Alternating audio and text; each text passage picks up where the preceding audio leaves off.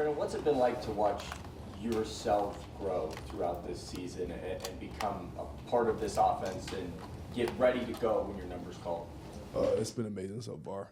Just going through last year, the last game, and seeing where I was at to now, it's been amazing.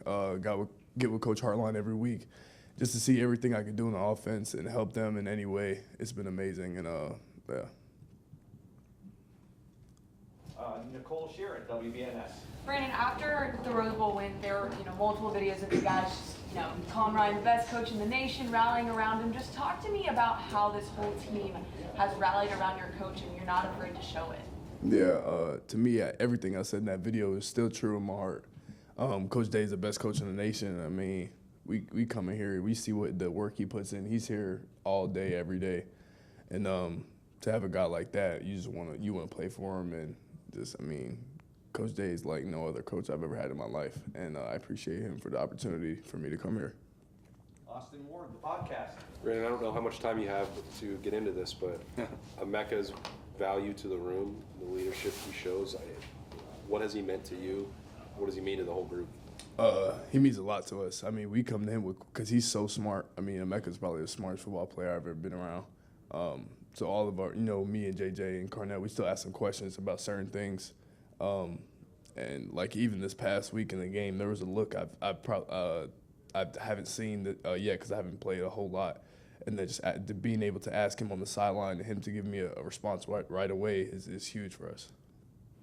We'll go Tim May, Letterman Row. Yeah, following up on that, Brandon, you had a couple of huge plays against Penn State. You know what I mean? You didn't start the game. You understand what I'm saying? But what is it like knowing there could be a moment, the next snap or whatever, where you've got to deliver, et cetera? I mean, what is that like, waiting your turn but then taking advantage of it?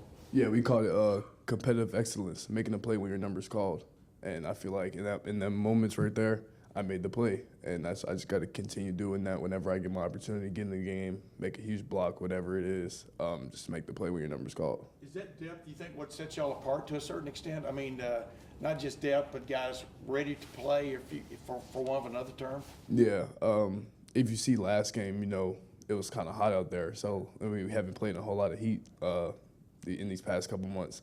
So we had some guys a little tired. So we had guys ready to go in, and that's just Coach Hartline developing his receivers and being ready for any moment.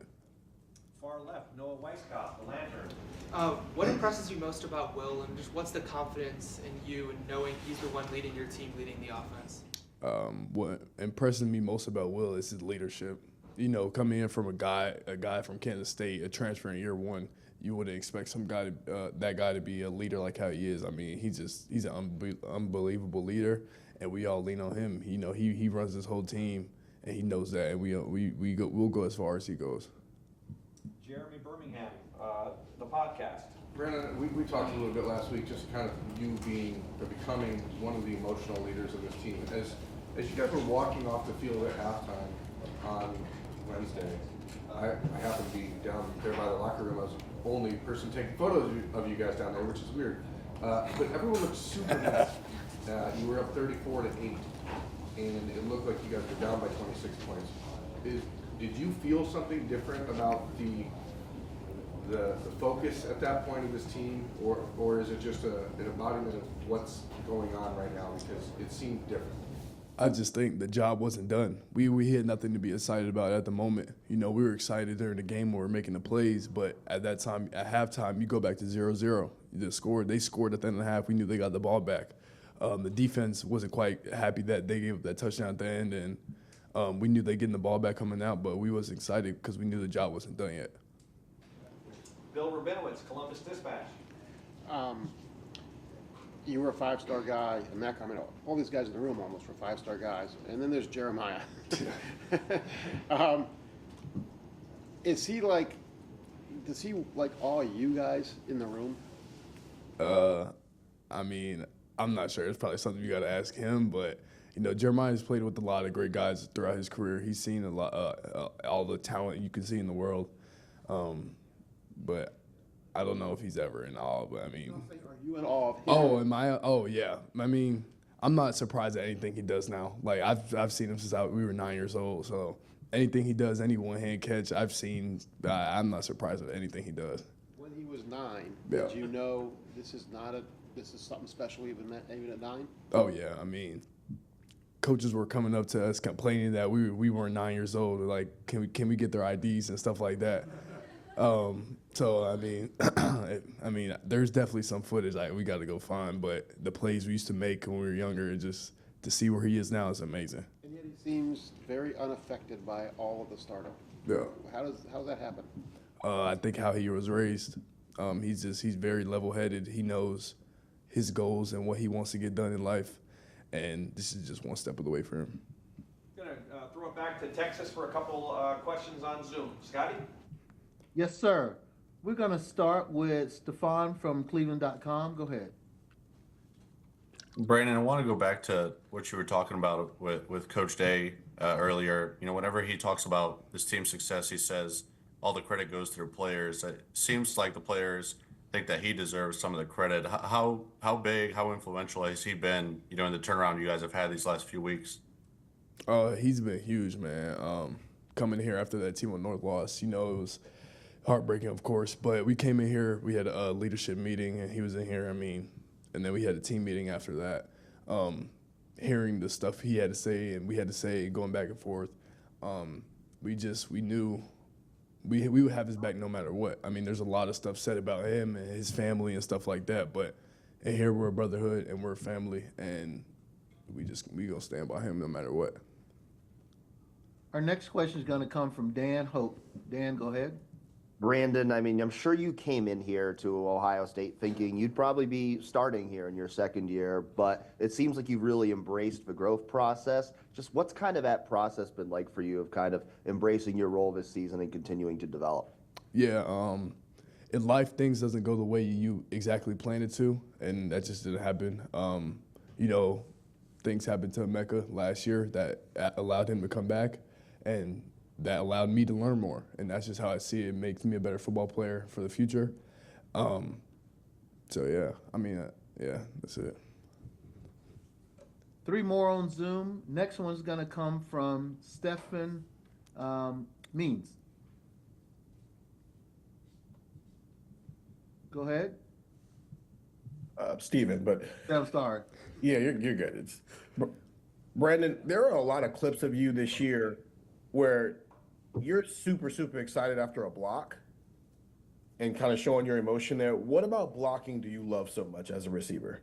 Just being able to hit another guy with all my power as hard as I can, without getting any consequences, except if you hold, of course. But yeah, just bringing that power. I mean, I heard some of the defensive guys telling me yesterday, they was like, bro, I would hate to go against you. So knowing that from the defensive guys, so I know what the other defensive guys are thinking, like, just keep bringing it to them. They not going to like it for 4 quarters. That's my mindset. Next question is going to come from Danny Davis. Danny, go ahead. Hey, Brandon. What are your impressions of these Texas defensive backs and just kind of what you've seen from them on film so far? Yeah, the last couple of days we watched them. They're a fast team. They don't give up many big plays downfield. They're aggressive, but I actually know some of the DBs they have at corner there. I played with them. I played with Malik Muhammad at SFE, so I know him a little bit. And yeah, but watching them, they're a fast team. They're physical. They're disciplined. But we just got to get the job done. Do you have any Malik stories or any? Sorry. Wait, what did he say? Do you have any Malik stories or anything you remember about playing with him? Yeah, but I'm not going to say them here. Yeah, we'll just keep that in. Our final question is going to come from Kurt Bowles. Kurt, go ahead. Hey, Brandon. One of the issues Texas has had the second half of the year is finishing. And I wonder if you can speak to, and they had a trouble, obviously, in the Peach Bowl, blew a 16-point lead. Can you talk about finishing and having a killer instinct? And you guys obviously seem to have that now. Yeah, I think that started in the off-season training at fall camp. We always say go +2. That's you're doing a 10-yard pro shuttle, you have to go +2 throughout the line, and that's just finishing as well. And then fall camp, we had these long 2.5-hour practices or whatnot, and then we came out and we had to do these finishers, we call them, as for games late in the year like this. And we, I think Coach Day did a great job preparing all of us for these moments. And, yeah, we're ready to go. We have time for just a couple more questions in Columbus so we can wrap up with our other two guys. Bill Landis, Kings of the North. Brandon, Trevion's second touchdown run, it seemed like you took two players out of the play, first with your release and then with the guy you actually blocked. Is that how it's designed, or is it just did you get lucky that the guy decided to take off inside off the release? It's actually designed for me to block the safety and leave the corner one-on-one with the running back. But I was surprised that the corner actually came in so far on my release. I think he thought it was a pass. But I think he was the edge of the defense if you go watch that play, but I don't know. I don't really know why he came in so far, but it helped out for us, and I made my block, and Trevion scored. Is there any lesson there for like even a young receiver watching that even if you know on the play you're not getting the ball, you're intended to block, but your release has to be on point, like as if you're going to go catch a pass? Yeah, definitely. Every little detail matters in them type of plays. We were in a red zone there, so we say every yard matters. It's 2 yards. So the block I made is just a testament to Cal. Coach Hartline prepped me throughout the week to make that block. So, yeah. And final question, Joey Kaufman, Columbus Dispatch. Brandon, Will has been throwing the ball deep well lately, especially the way you guys have opened games. What do you think is clicked for you guys and for him in watching those plays? A lot more confidence. I say throughout the year, we weren't always there as an offense. We didn't quite know our identity, and now slowly but surely, I think we found that, and we're going to keep on rolling. And he's made some great throws, and yeah. I'm sorry, Brandon, I do have one more. Steve Hellwig, 24/7 Sports. Yeah, Brandon, there have been opportunities for you to play a huge role on offense, and the number of plays you play in a game can differ from one week to the next, but the opportunity is coming sooner rather than later for you to be an every down player. Just what are the things you need to do in your game to take it from where it is now to be an every down guy? I think a lot of things I can work on in my game. I would say continuing to be football smart, my IQ, just knowing what the defense is going to do before they do it. My routes always can get better. My hands always can get better, staying on the jug machine. Work ethic, keep on top of it. Don't get satisfied with anything I do, and don't get too big, don't get too low, don't get too high, don't get too low. That's what they say. So, yeah. You feel like a guy that people follow. It seems like just in your mind, even though just second year guy, that you're kind of working toward being kind of a leadership type guy. Yeah. How important is that to have guys that will take that role? Yeah, it's a great feeling, of course, to know guys are watching what you do and listen to what you do. But I just feel like we do that with a lot of players here, and not just myself. But the leadership we have on this team is like no other, and that's why we got so far, I think.